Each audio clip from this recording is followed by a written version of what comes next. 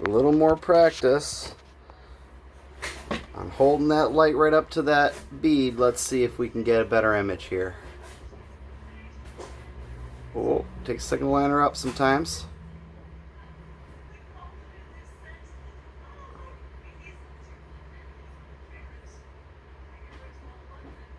Saw a couple of them moving in here a minute ago. Oh, there's some moving.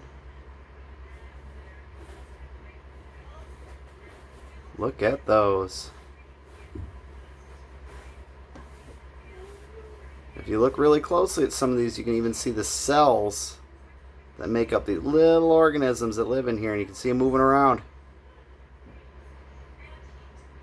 Pretty cool.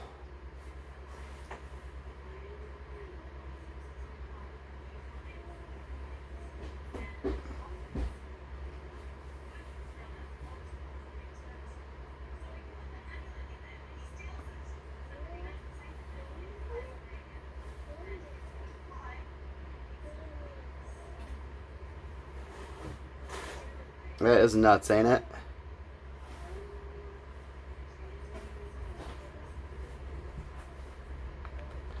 Way too cool.